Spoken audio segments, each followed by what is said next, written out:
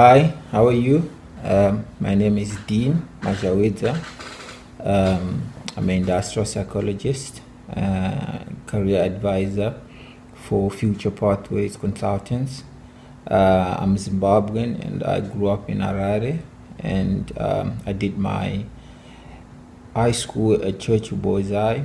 Then from there I went to study a psychology degree at Cape Town, or in Cape Town rather, at University of the Western Cape. And there I did my master's, and I was on a scholarship to study and play cricket under Sports Skills for Life Skills. And from there I did my master's, and after my master's I became a registered industrial psychology through writing my board exam.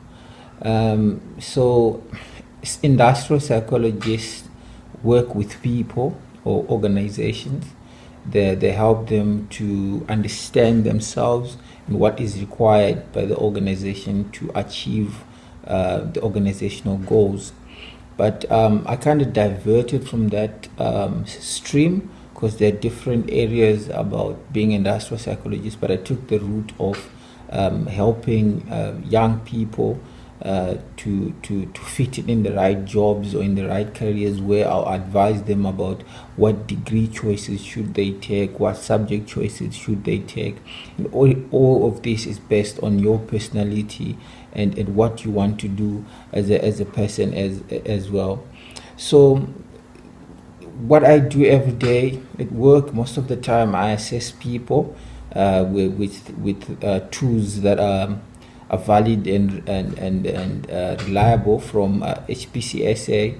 So these are like a psychometric assessments or career assessments where I assess a client or a student or a young person or an individual. Then from there they'll give me results based on their interests, their passion, things that they're interested in, their values, their competencies, or anything that resonates with them as people, or things that they're enthusiastic about. Then I'll write a report and I give feedback. So in a nutshell, I'll be helping people to have a direction that is meaningful, or to live a life that is meaningful.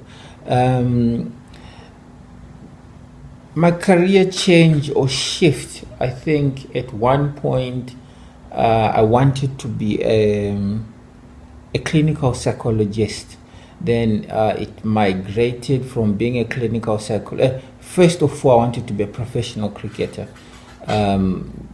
Everything that I thought about that I wanted to do was based on being a cricketer.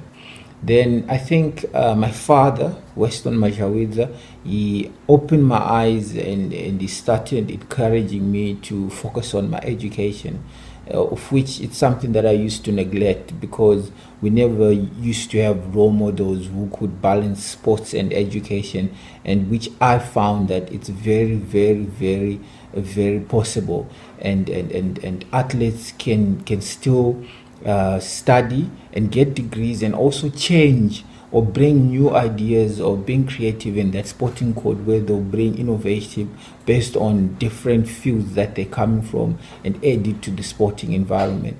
So I wanted to be a cricketer. Then from there I applied to come to university. I never had career guidance, and the only person that used to guide me was my father, which I'm very grateful for what he did, because a lot of my friends during that time who lacked guidance, they are not where they're supposed to be. So through my father, he guided me, he coached me, he gave me examples of people who did not do well, and I started seeing this as something that is important to my life, and that can change the trajectory of how I see life and sport. Then from there I passed. Before I failed, yes, I passed. Then I failed first, then passed, then move on. Then during my A levels, I remember my father asking me or telling me that you have to stop cricket for 1 year so that you can focus on your A levels, which I did. Then I came out with 7 points, and that got me a degree or an opportunity to go study in Cape Town at UWC. Then from there, my mind was set on being a clinical psychologist, but my father wanted me to do sports science, which are two different worlds. But thank God I was accepted to do BA psychology. Then from there, through interacting with different people who's got different perspectives of life, we've seen or guided other people. I met a interesting gentleman called Advocate Nicholas Koch, who's the executive director of Sports Skills. Then from there, he started guiding me, also opening my eyes in terms of different areas of career that I can explore. Then I did a bridging course in industrial psychology, which made me to go into industrial psychology. Then from there, I started seeing opportunities that I never thought I will see, and which also resonates with my personality. Then from there, I started showing interest in younger people and helping them to be competent, and helping them to be responsible, and helping them to make informed decisions based on their lives and what they're interested in as an individual, as a person. So yeah, that's in a nutshell about my trajectory, about my careers and different careers that I went through. So to be an industrial psychologist or a career advisor, it depends on the country. So in South Africa, it takes 8 years of studying, which means you need to do your undergrad 3 years. Then after your undergrad, then you need to do your honors. Then after your honors, then you need to do your masters, which is 2 years. So that's in a nutshell 7 years. Then you need to do an internship for a year. Then during your internship, then you write your board exam, right? So to some extent, that's 8 to 9 years of hard drafting. That's you just studying and learning, and also coming up and experimenting during the process of which area are you good at. You understand? So like I said, I chose to work with the younger people in schools, NGOs, and academies and clubs, and that's because I'm a sporty person. You understand? I saw a gap, then I exploited it. So you can also find a way if you're interested in a profession. There's so much that you can do. You can work for a corporate company, you can work for the government. There's so much that you can do. You can add value in the HR department as well, because that's where you normally find a lot of industrial psychologists doing psychometric assessment for young people who would want, or new employers would want to be part of the organization. Then the other is, what advice can I give to upcoming young people? I think the most important advice that I always say, and that what Future Pathways always preach about, is you need to find what makes you tick.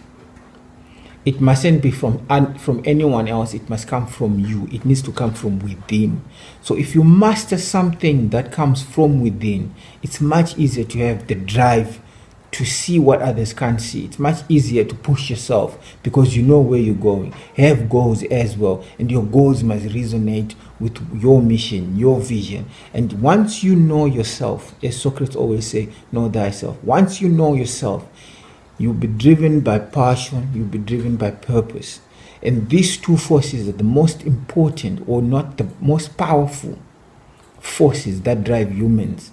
You understand? That makes people wake up in the morning and go somewhere. Some, they wake up for money, but money, one way or the other, will perish. But these two will never, because they're embedded in you. And purpose is what God created us to do, to find our purpose and live it.